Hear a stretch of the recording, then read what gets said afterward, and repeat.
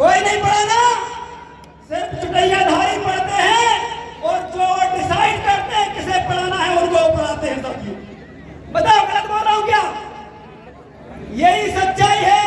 और तीसरा वचन क्या था हमारे ओबीसी के लोग? सुन लेना आप लोग, जो आप आज भी कर रहे हैं। तीसरा वचन ये था कि जन्म से लेकर मृत्यु तक हम डिसाइड करेंगे कि तुम क्या होगे। अब आप बताओ, बच्चा आपके यहाँ होता है, होता कि नहीं होता? 9 महीना माँ पेट में रखती है, लेकिन जैसे ही बच्चा पेट से बाहर आता है उसका नाम रखने के लिए मनुवाद को लेके आते हैं। मनुवादी को लेके आते नहीं आते? आते कि नहीं आते? आप सोचो, ये जो मैं बता रहा हूं झूठ नहीं है। आज आप भी कर रहे हैं। आपका पैदा हुआ बच्चे का नाम भी आप डिसाइड नहीं कर पाते साथियों। यही वो उस समय 4500 साल पहले ये एंटीनाधारी बामन उंगल के जो बामन था उसने राजा बलि को ये वचन मांगे थे। अब आप बताइए मुझे, जब आपका व्यापार ले लिया, इसके बाद आपकी शिक्षा ले ली, इसके बाद जन्म से लेकर मृत्यु तक मैं डिसाइड करूंगा कि आप क्या होगे, तो आपके पास क्या बचा बताइए? अरे अब कुछ नहीं बचा, पूरा राज उनका हो गया। तो राजा बलि की उन्होंने हत्या कर दी, उसी को कहते हैं कि सिर नाप लिया साथियों। लेकिन टीवी पर आपको जाने क्या दिखाया जाता है और आप उसमें भेंट हो जाते हैं साथियों। इसलिए उस समय हमारे शरीर ने छीना, बाद में हजारों राजा आए और हजारों हारे। इसके बाद हमारे भारतवर्ष में बिंदुसार सम्राट, बिंदुसार से लेकर चंद्रगुप्त मौर्य से लेकर सम्राट अशोक से लेकर और राष्ट्र में रजत की हत्या करने वाला उनका सेनापति मनुवादी पुष्यमित्र शुंग था साथियों। था कि नहीं था? ये सच्चाई है कि नहीं है? ये कार्यक्रम इसलिए हो रहा कि सच पता होना चाहिए हमारे लोगों को। ये पुष्यमित्र शुंग ने हमारे सम्राट अशोक के 10वें राजा रजत की हत्या करने का काम किया था साथियों, और खुद गद्दी पे बैठ गया था।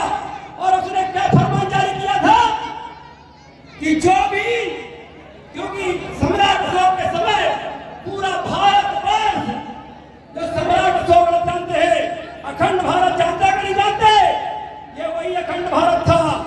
लेकिन जारी क्या किया गया फरमान कि आप जो भी बौद्ध भिक्षु की एक गर्दन काट के लाएगा उसको 125 सोने की मुद्रा दी जाएंगी साथियों। सोचो, आपके धर्म के गुरुओं को और आपके धर्म के अनुयायियों को मारने का काम इस पुष्यमित्र शुंग के द्वारा किया गया था साथियों। की आपको मालूम नहीं है? बताओ किया गया नहीं किया था? लेकिन किसी को पता नहीं है। अगर आपको बता दूं मैं कि जो आप नारियल चढ़ाते हो, नारियल नारियल नारियल को छीनते हो, छीनते कि नहीं छीनते? वो संकेत काय का है बताइए? वो संकेत है कि हम बुद्धों का विनाश करते रहेंगे और हमारे मूर्ख लोग आज भी उसी का काम करते जा रहे हैं सच। ये कोई नहीं बोलेगा, किसी माई के लाल में औकात नहीं है जो मैं बता रहा हूं। क्यों? क्योंकि ये सच्चाई है जो आप कर रहे हैं। आप अगर किसी मनुवादी के सामने एक नारियल लेके जाएंगे तो आपसे कहेगा इसके जटा छीन दो, तभी आपका भगवान लेगा। समझ रहे हैं आप बात को? ये इसी तरीके से जो ये बाल उतार के हमारे लोगों का कत्लेआम करवा के हमारे लोगों ने ही हमारे लोगों की हत्या करने का काम किया था साथियों। और उस समय के बाद फिर इसके बाद पुष्यमित्र शुंग राजा बनता है। इसके बाद उसको हराने का काम सब और हुड़ करते हैं और इसके बाद मुगलों का आगमन होता है। मुगलों को हराने का काम अंग्रेज करते हैं। अब यहाँ से शुरू होती है असली कहानी ओबीसी वर्ग के उद्धार की साथियों और एसटी/एससी बहुजन समाज की।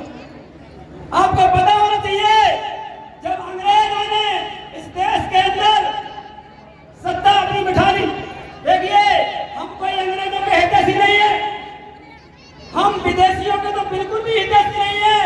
जो आज इस देश में रह रहे वो और जो इस देश के अंदर अंग्रेज आए थे वो, बताइए इस देश के अंदर अंग्रेज भी विदेशी थे और आज ये मनुवादी भी विदेशी है। इनका डीएनए टेस्ट करवा लीजिए साथियों।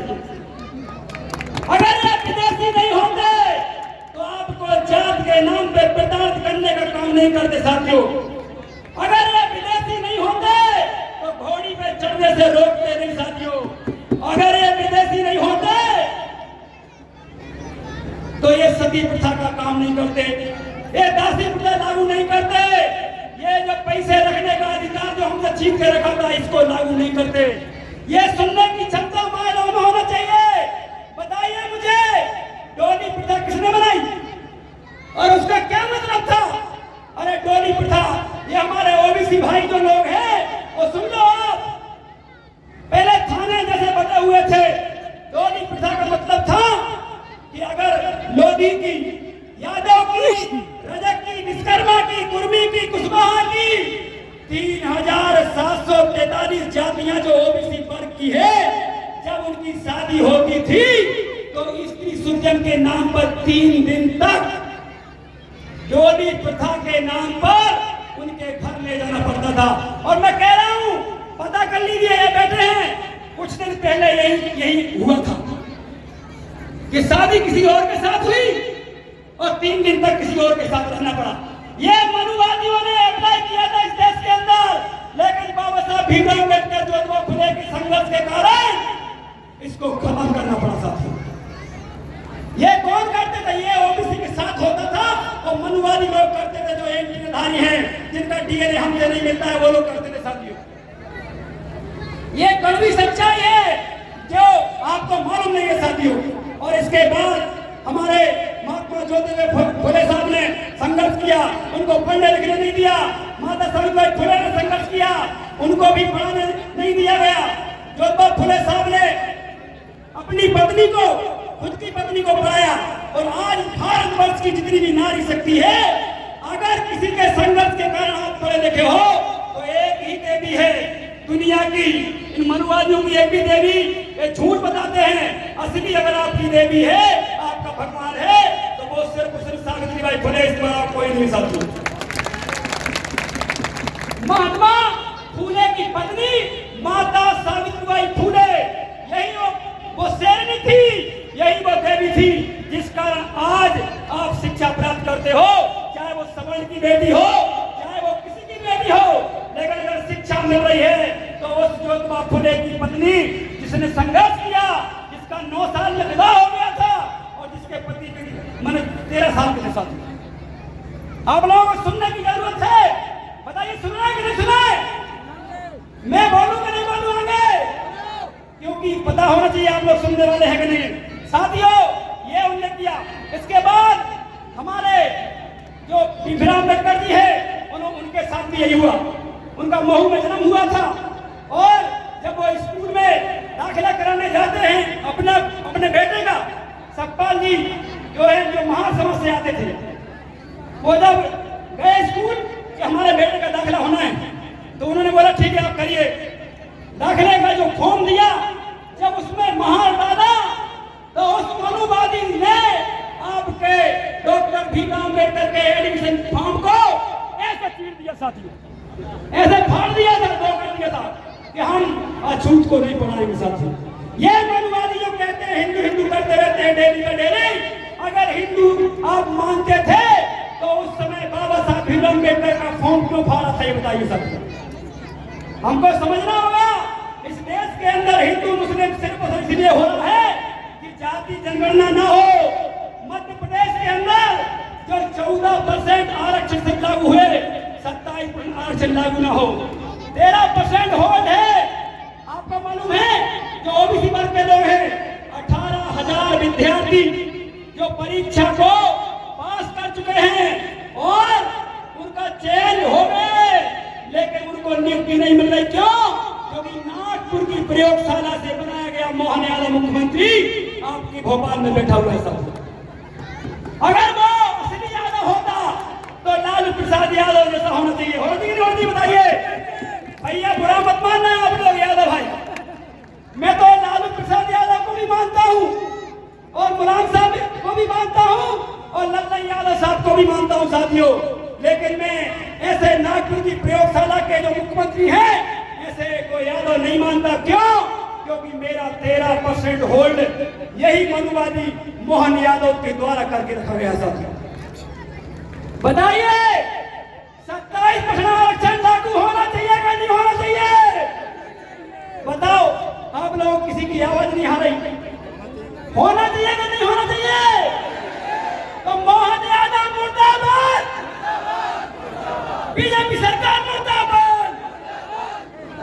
ओबीसी आरक्षण लागू करो, जाति गणना लागू करो। साथियों, हमें अपने हक अधिकारों के लिए लड़ना पड़ेगा। बाबा साहब भीमराव अम्बेडकर जी लिख के गए हैं, सुन लो। उन्होंने कहा है कि अगर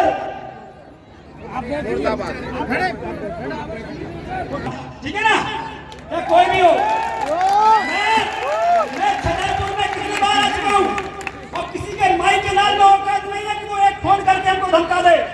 इसलिए आपने कार्यक्रम किया है, जो सही है वो बोल के जाऊंगा। कोई माइक का नहीं रोक सकता इस मंच पे। संघर्ष करो, नहीं तो ये मंच में, ये माइक में यहीं रख दूंगा, मुझे कोई फर्क नहीं पड़ता। ऐसे कई मंच डेली मिलते हैं मुझे। बोलो भाई। तो साथियों, जो मोहन यादव हैं वो बार बार ओबीसी महासभा के साथ मीटिंग करते हैं। वो कहते हैं कि हमको तो लागू करना है, फिर वो प्रशांत सिंह के साथ भी करते हैं कि हमको तो लागू करना है, लेकिन लागू नहीं करते। क्यों? क्योंकि आरएसएस जो है, मोहन भागवत जो है, वो इनको आदेश नहीं दे रहे हैं कि ओबीसी आरक्षण लागू कर दो। बताइए गलत बोल रहा हूं क्या? आज लोधी समाज के, यादव समाज के, कुर्मी समाज के और 92 जो समाज है, चाहे सेन हो, दमकर हो, चाहे हमारे सोनी हो, चाहे हमारे जितने भी सोनिया हो, 92 जो जातियां ओबीसी वर्ग की आती हैं, इनके 18,000 चयनित नौकरी में, एमपीपीएससी में, पुलिस में, शिक्षा में, हर जगह चयनित विद्यार्थी घर बैठे हुए, सब घर बैठे हुए हैं। क्या ये बात करना चाहिए कि नहीं करना चाहिए? तो इसलिए मैं कर रहा हूं साथियों। और साथियों, आपको तो, आप लोगों को इतना डर लग रहा है, आपको पता होना चाहिए जब काशीराम जी ने 1978 में बम से बनाई, 81 में DS4 बनाया और नारा दिया कि जिसकी जितनी संख्या भारी उसकी उतनी हिस्सेदारी। साथियों, वोट हमारा, राज तुम्हारा नहीं चलेगा, नहीं चलेगा। तो साथियों, ये मिशन हमें चलाने की जरूरत है। ऐसे डर डर के हम अगर रहेंगे तो आपको घर में मार दिया जाएगा, कुछ भी नहीं उखाड़ पाओगे साथियों।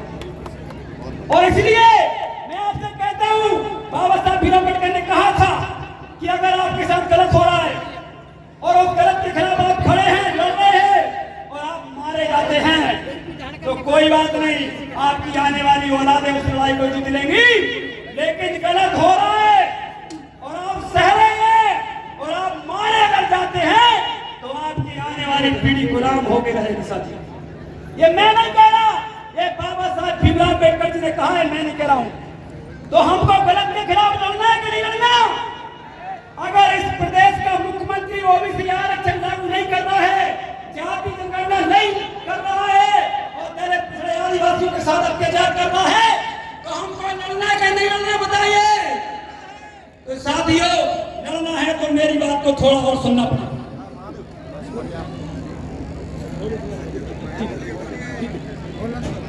तो साथियों, आपने देखा होगा ये लड़ाई हम ओबीसी महासभा के माध्यम से एवं तमाम जितने भी संगठन हैं उनको साथ लेकर हम लड़ रहे हैं। बहुत ही जल्द ओबीसी महासभा एवं सभी संगठन संयुक्त रूप से मिलकर भोपाल में मुख्यमंत्री का घेराव करने वाले हैं, क्योंकि हमारी संख्या मध्य प्रदेश के अंदर 52% है, 6% मुस्लिम जो उसमें आते हैं वो भी है। तो बताइए, 60% लगभग आबादी को सिर्फ 14% आरक्षण ये बीजेपी की सरकार दे रही है आपको। और हमने इसके लिए संघर्ष किया, भरने दिए, सब कुछ किया। मैं क्योंकि यहाँ पे आया हूँ, हमारा ये बड़ा मेला, यहाँ पे लोधी, यादव, हमारे अहरवार, हमारे जाटव, हमारे ST/SC OBC माइनॉरिटी समाज के बहुसंख्यक लोग हैं।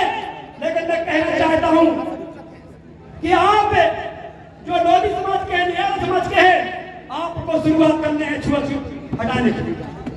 पहले आपको करनी क्यों? मैं तो धन्य देता हूँ कि ये बाबा साहब को पढ़े हैं और हम जैसे लोगों को उन्होंने मंच दिया। आज ओबीसी के लोग यहाँ पे बिठा रहे हैं, क्यों बिठा रहे बताइए? लक्ष्मण यादव जी, माधव जी, महेंद्र सिंह लोधी जी, तो क्यों बिठाना बताइए? इसलिए कि ये जो कौम है जो सोई हुई है, जो खेत में चट्टी बनियान पहनती है फटी हुई, इसके बाद भी अपने आप को छतरी कहती है, उसको जगाने के लिए इन्होंने काम किया था। आपको पता होगा यही हमारे जो लोग हैं